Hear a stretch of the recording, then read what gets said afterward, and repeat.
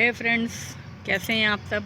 बढ़िया, मस्त। और देखिए फ्रेंड्स, इस समय पहले तो welcome to my channel Bhavna Singh multi talented. और ये वीडियो जो मैं आज बना रही हूँ, ये पहले तो आप सबको नवरात्रि की हार्दिक शुभकामनाएं। और आज 5वां दिन है माता का।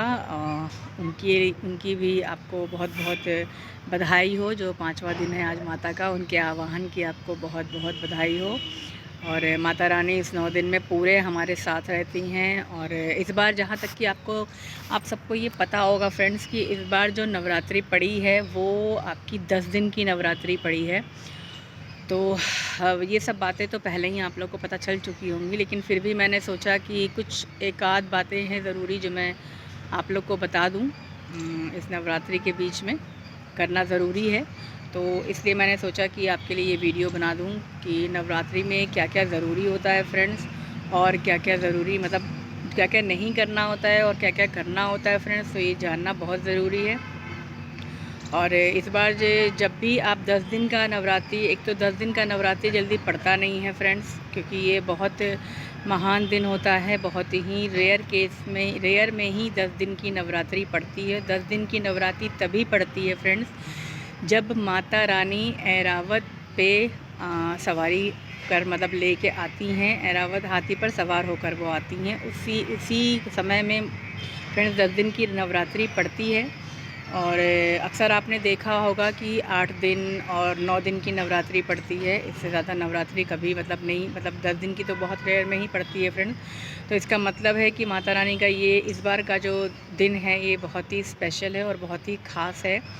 तो इस नवरात्रि में आपको पता ही होगा फ्रेंड्स कि भोग में माता को क्या क्या अर्पण करना चाहिए। तो बहुत से लोगों ने डाला भी है कि भोग में माता रानी को इस 10 दिन के भोग में 9 दिन के भोग में क्या लगाना चाहिए। तो अगर जो लोग नहीं जानते हैं उनके लिए ही मैं ये वीडियो बना रही हूँ फ्रेंड्स कि शुरू में ही मुझे बनाना चाहिए था, बट मैंने नहीं सोचा था। मुझे लगा बहुत लोगों को पता चल गया होगा, बट मुझे नहीं लग रहा है कि काफ़ी लोगों को ये बात पता चली है इस बार कि माता रानी को भोग भी जो अर्पण करना है इस बार फ्रेंड्स बहुत अलग अलग अर्पण करना है। तो मैं आप लोग को बता देती हूँ फ्रेंड्स। तो माता रानी को फ्रेंड्स पहले दिन जो भोग लगाना है वो आपका है माता रानी को पहले दिन, दूसरे दिन आपको मिश्री का भोग लगाना है फ्रेंड्स। और तीसरे दिन आपको फ्रेंड्स लगाना है, सॉरी फ्रेंड्स मैं खुद भूल गई हूँ मैं जब देखूँगी तब आप लोग को बता दूँगी, मुझे याद नहीं है। बट हाँ, और भी जो आज 5वां दिन है फ्रेंड्स, तो आज उनको केले का भोग लगना था। और केले का भोग आप अगर लगा चुके हों तो अच्छी बात है, और अगर नहीं लगाए हैं तो भी आप शाम को केले का भोग लगा सकते हो फ्रेंड्स, क्योंकि अभी नवरात्रि है, दोनों टाइम भोग लग रहा है माता को। तो आप अगर सुबह नहीं लगा पाए हो तो आप शाम को भी लगा सकते हो। तो केले का आज का दिन का जो है भोग का दिन वो केले का है फ्रेंड्स। और कल है षष्ठी, कल छठा दिन है, तो कल आपको भोग लगाना है फ्रेंड्स शहद का। और उसके बाद आपका आता है 7वां दिन। तो 7वां दिन आप क्या भोग लगाओगे? तो 7वां दिन फ्रेंड्स आपको लगाना है नारियल का भोग लगाना है फ्रेंड्स। और 8वें दिन आपको फ्रेंड्स गुड़ का भोग लगाना है। और 9वें दिन फ्रेंड्स आपको तिल का भोग लगाना है। तिल में फ्रेंड्स चाहे आप काला तिल लगा सकते हो या फिर जो सफ़ेद वाली तिल होती है उसका आप भोग लगा सकते हो।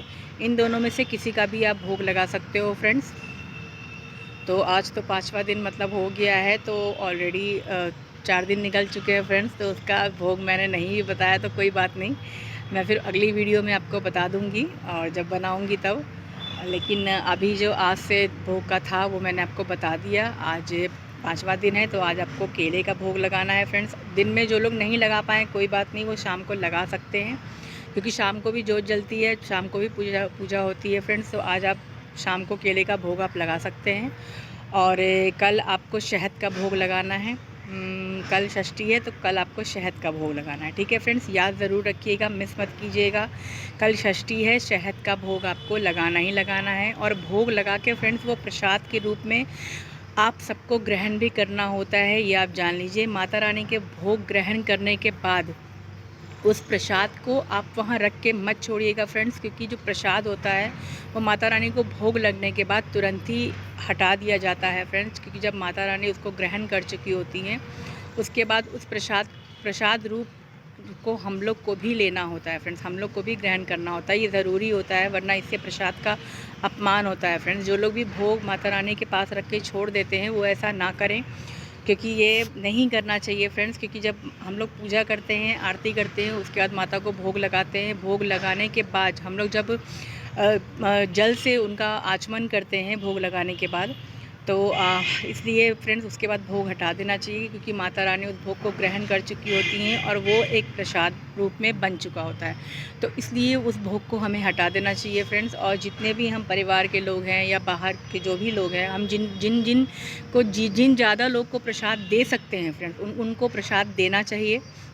और अपने घर में जब भी आप पूजा करो, आप ये बात ध्यान रखो, खुद तो आप प्रसाद लो ही लो, अपने घर वालों को भी प्रसाद दो, और प्लस फ्रेंड्स आप अपने जानने वालों को भी प्रसाद दो। वो प्रसाद फ्रेंड्स जितना बँटता है उतना बहुत अच्छा होता है फ्रेंड्स। चाहे आप डेली में पूजा करो, चाहे आप नवरात्रि में पूजा करो, गणेश चतुर्थी में करो, या कृष्ण जी का जो होता है उसमें करो।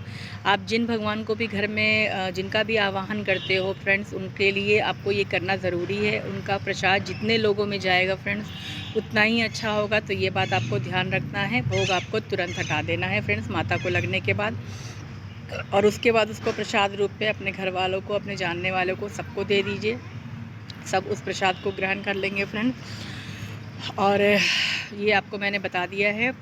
7वें दिन है फ्रेंड्स नारियल, और 8वें दिन है फ्रेंड्स गुड़, और 9वें दिन है फ्रेंड्स तिल, सफ़ेद या काला, कोई भी आप तिल का भोग लगा सकते हो माँ को। अगर मान लीजिए आप सुबह में भूल जाते हो माता को भोग लगाना, नहीं याद रहता है, क्योंकि आजकल फ्रेंड्स ज़िंदगी इतनी सबकी उलझी हुई है, इतने परेशान हैं लोग कि उनको याद नहीं रहता है कि हमें क्या करना है और क्या नहीं करना। बहुत से ऐसे लोग हैं जो बिल्कुल एक्टिव हैं इन सब चीज़ों में, हर एक चीज़ में परफेक्ट हैं, बट बहुत सारे लोग ऐसे हैं जो फ्रेंड्स दिमागी टेंशन में, या जो फिर वो फाइनेंशियल परेशान होते हैं, या तो फिर वो अपने घर से किसी चीज़ में परेशान होते हैं। मतलब अक्सर मैंने देखा है कि आजकल दुनिया में फ्रेंड्स हर कोई परेशान है। जिसके पास पैसा है वो किसी और चीज़ के लिए परेशान है, जिसके पास पैसा नहीं है वो पैसों के लिए परेशान है। लेकिन हर चीज़ फ्रेंड्स किसी न किसी की ज़िंदगी में कोई ना कोई परेशानी ज़रूर है।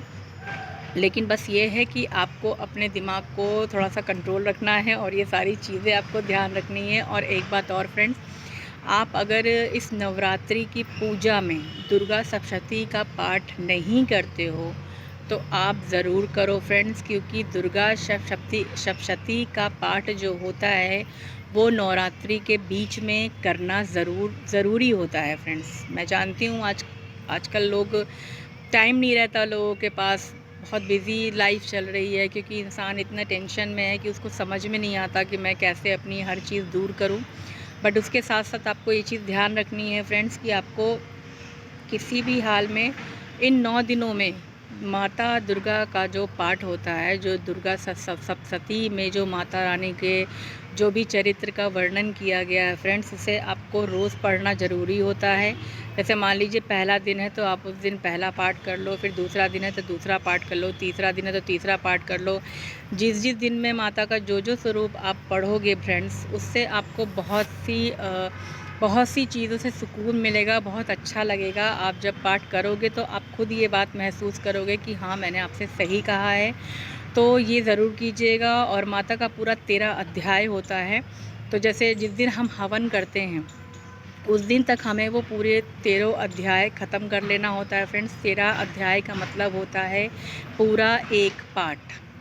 तो 13 जो अध्याय हैं फ्रेंड्स वो आपको पूरा करना होता है। आप चाहे एक दिन में 2 करो, चाहे 2 दिन में एक मतलब 2 करो, लेकिन इससे आपको पूरा अध्याय कंप्लीट करना होता है। जिस दिन आप हवन करते हो उस दिन आपको पूरा अध्याय कंप्लीट करना होता है। तो पूरा जो 13 अध्याय है फ्रेंड्स उसे आपको कंप्लीट करना होता है हवन वाले दिन। तो ये बात आप ज़रूर ध्यान रखिएगा। और बस इससे ज़्यादा मैं क्या बताऊं। और बाकी सब आप लोग समझदार ही हैं, आप लोग को अच्छे से पता ही है कि क्या चीज़ ज़रूरी है और क्या चीज़ नहीं ज़रूरी है। तो ये बात आप ज़रूर ध्यान रखिएगा। और भोग वाली जो बात मैंने बताई है फ्रेंड्स, उसे भी आप ज़रूर ध्यान रखिएगा। मान लीजिए आप सुबह नहीं चढ़ा पाते तो आप शाम को ज़रूर चढ़ा सकते हैं।